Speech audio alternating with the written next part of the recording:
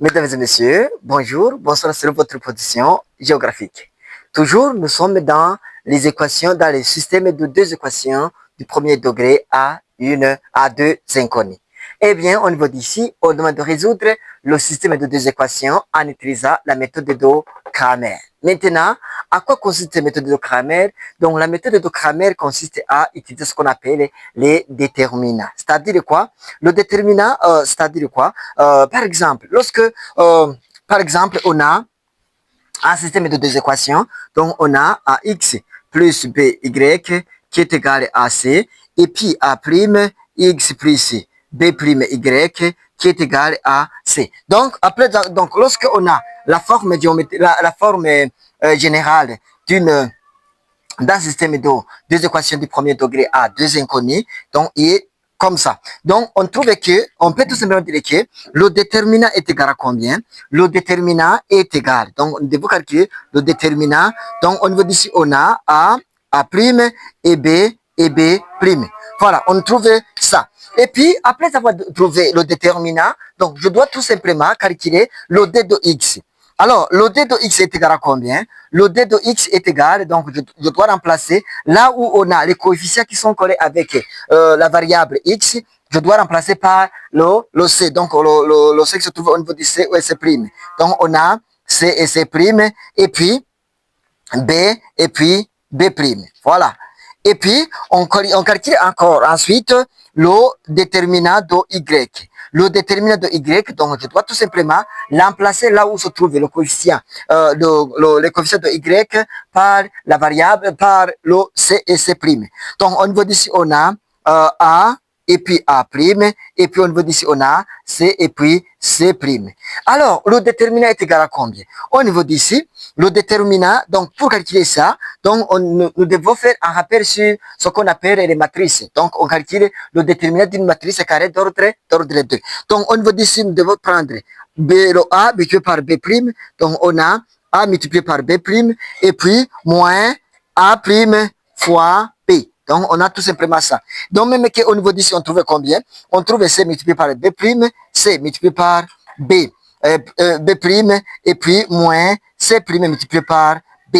Et puis, au niveau d'ici, on trouve combien? On a le A multiplié par C', moins A' multiplié par C. Eh bien, alors, le X est égal à combien? Le X est égal à dx, déterminant de X sur le déterminant. Et puis le Y est égal à D de Y sur D. Trouvez que le déterminant est égal à 0. Donc, il faut tout simplement connaître que on ne peut pas diviser par 0. Et dans ce cas, on peut tout simplement dire que l'ensemble de solutions est égal à l'ensemble vide si le D de X est différent de 0.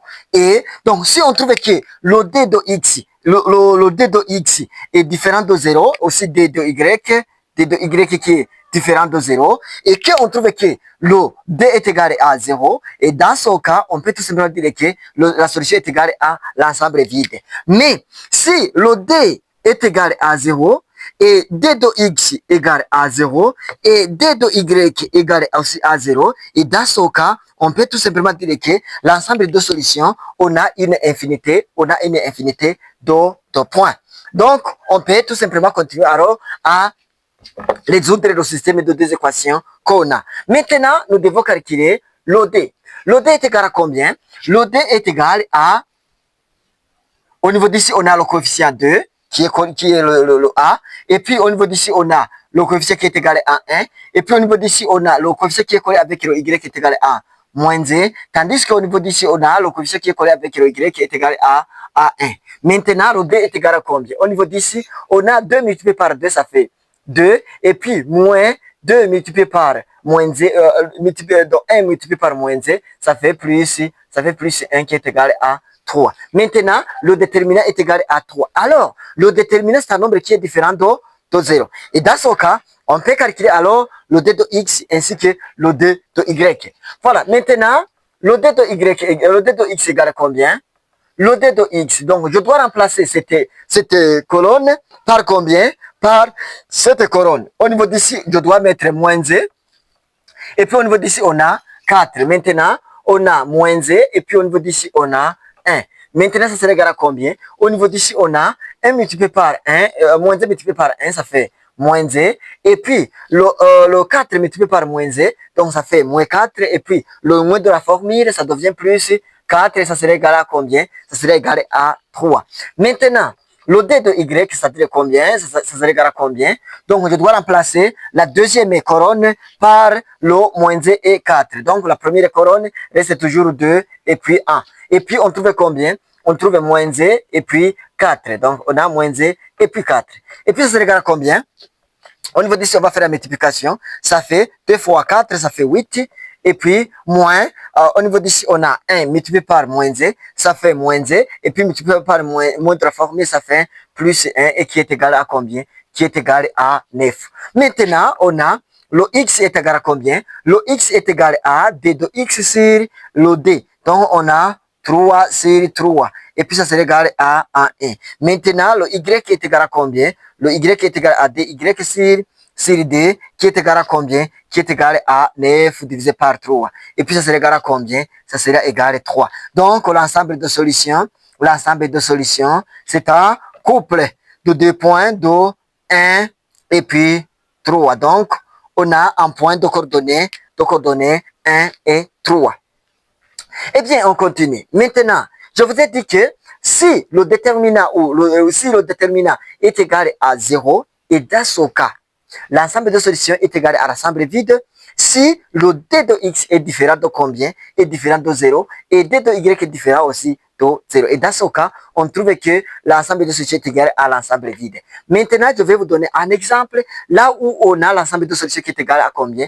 Qui est égal à l'ensemble vide ou tout simplement là où on a une infinité de points. Mais jusqu'ici, c'est la première fois que vous tombez sur mes vidéos.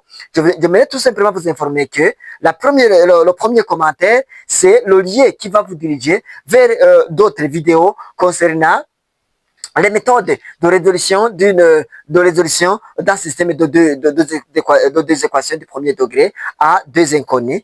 Et il y a d'autres méthodes. Il s'agit de la méthode de substitution, la méthode de comparaison, la méthode de combinaison, la méthode de Cramer qui est la quatrième méthode, ainsi que la méthode graphique. Et aussi, il y aura d'autres vidéos concernant les systèmes d'équations. C'est-à-dire il y a les systèmes d'équations, les systèmes d'inéquations, et ainsi de suite. Et voilà. Donc, n'oubliez pas tout simplement de cliquer, de voir le premier commentaire pour tout simplement, pour voir d'autres vidéos.